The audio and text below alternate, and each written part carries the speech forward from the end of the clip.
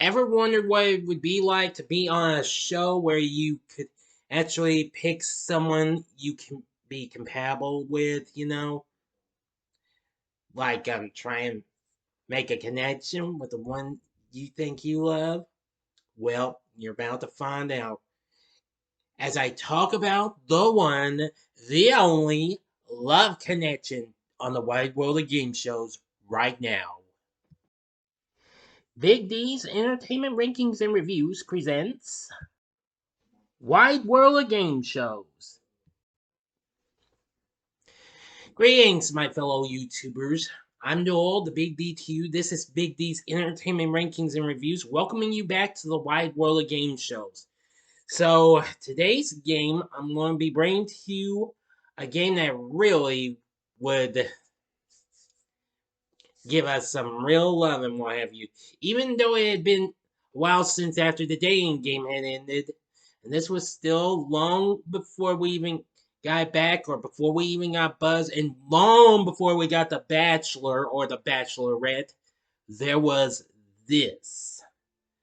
One show that I have really liked when I was a youngin', even though I may be little, but I was little in the 80s, but this was a show I couldn't get enough of watching. And that is like a game. Well, it's not factually 100% of a game show, but it is hosted by a game show legend, in my opinion, anyway. But hey, you be the judge on it. That game is none other than Love Connection. Love Connection was a game that originally premiered in syndication in September of 1983 and was hosted by Chuck Woolery after he had recently left Wheel of Fortune. I have to say, this is a very fun game. It would run until 1994. It's where, well, a man or woman would choose one of three of the opposite sex and pick one to see if they're compatible with. And if they are compatible with each other, then they just may make a love connection. I'll explain as I get through this and what have you. Anyway, yeah, it's been almost 40 years since this came out. It premiered in September of '83. Now, I'm going to say this is just a really, really good show, and I really love it. Let's see, I'm trying to. The show was originally produced by Eric Lieber Productions along with Warner Brothers.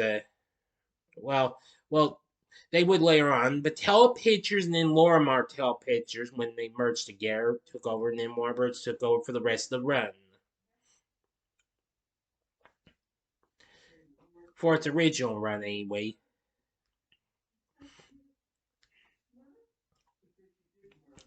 Now, the main premise of the game was to arrange dates for couples. A guest appeared on the show after going on a date with one of the three contestants. Having chosen on the basis of the contestants' videotape profiles after the date, the televised appearance was scheduled. The show tapings took place before a live studio audience. Woolery introduced the guest and shows excerpts from the three candidates' videos. The studio audience then secretly voted on which candidate they preferred for the guest. The guest then revealed whom he or she had actually dated, and the date joined the conversation from backstage via closed circuit television camera. The show's original host, Chuck Woolery, led the guests and date to discuss their time together. If they both agreed that the date had been successful, the couple would be reunited on stage. Otherwise, the date's participation in the show ended.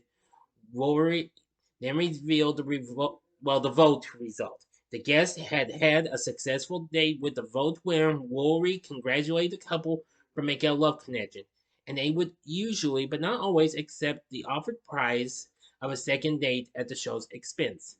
After a successful date, the guest was always offered another date with that person. However, if the vote winner was one of the other contestants, the guest could choose a date with the vote winner regardless of the success of the first date. In addition, if the guest had already unsuccessfully dated the audience pick, the guest could choose to go on a date with either of the contestants.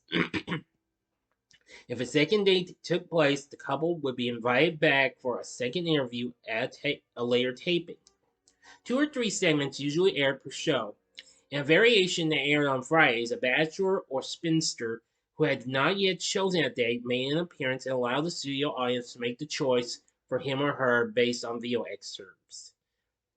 The couple would report back in the usual fashion several weeks later. If the couple hit off, they were entitled to a second date at the show's expense. If not, the contestant could choose between the 2 losing candidates for the second date.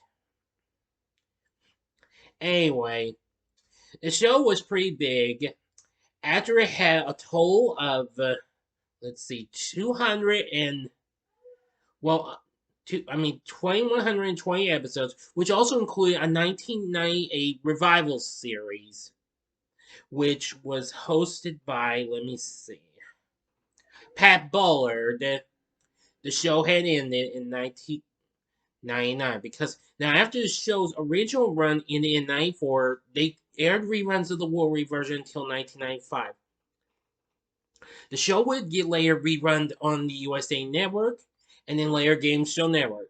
After that, the Wolverine version was never seen again. I have no recollection of the Bullard version, however. In 2017, Fox brought back the show, and this time hosted by Andy Cohen. I've only seen a wee bit of it, but I didn't think it was good though. I'll go ahead and tell you about it anyway. In the revival, the guests appear on the show after having gone on a date with each of the 3 contestants, and all of them were interviewed backstage after the video intros and audience vote. This version added a segment where guests and contestants rate their first impressions of each other's look on a scale of 1 to 10. However, some contestants have acknowledged basing this rating in part on factors other than physical looks, such as punctuality or fashion sense. After the interviews, the guest received an overnight date with the contestant of his or her choice, along with a chance to receive a $10,000 cash prize. In the first season, the guest automatically received the prize if the audience vote matched his or her choice. Otherwise, the guest was given the option to instead spend the overnight date with a vote winner and thereby receive the monetary prize. In the second season, which this only lasted, the option to switch was dropped. The guest spent the overnight date with a contestant he or she chose, and the $10,000 prize was awarded if the audience vote matched that choice. Anyway, now then. The great majority of contestants in the original series were in their 20s and had never been married. However, older, never married, widowed, and divorced, some multiple times contestants were occasionally selected as well. The relationship status of the contestants was noted on screen in their profile summary in both syndicated iterations of the show, but is not referenced in the revival in 2017 unless it arises in conversation between the guest, dates, and host. In the original series, men were paired only with women and vice versa. The revival series had same-sex pairings, that's again another reason why I didn't watch it. And I had other shows in the way.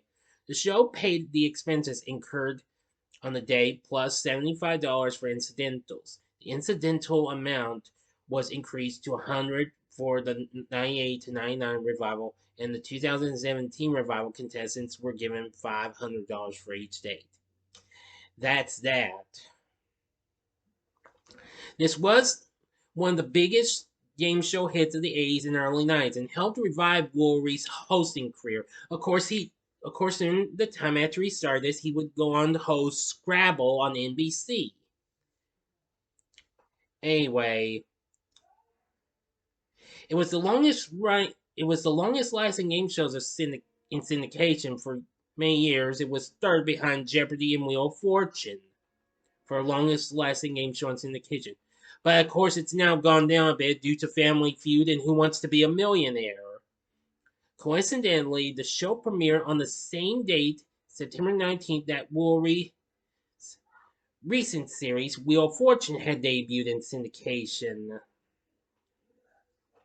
Yeah. Incredible, huh? Now, another cool thing and what have you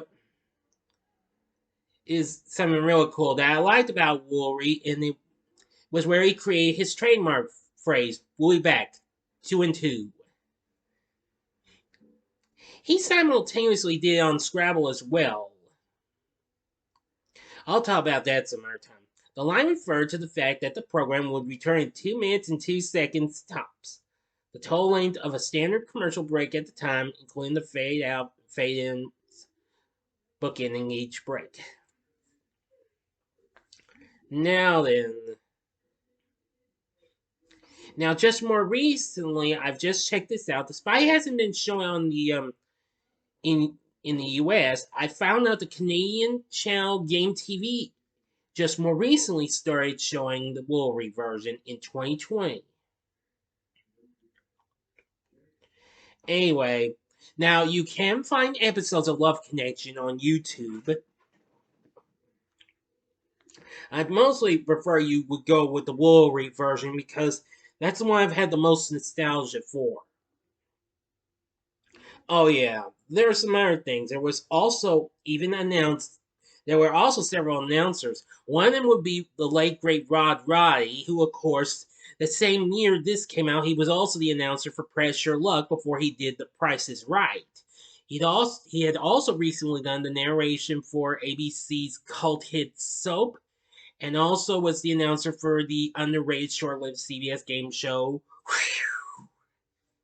There was also Gene Wood, who of course was big at the time, another late great legend, who was announcing for Family Feud and Card Sharks and numerous other games.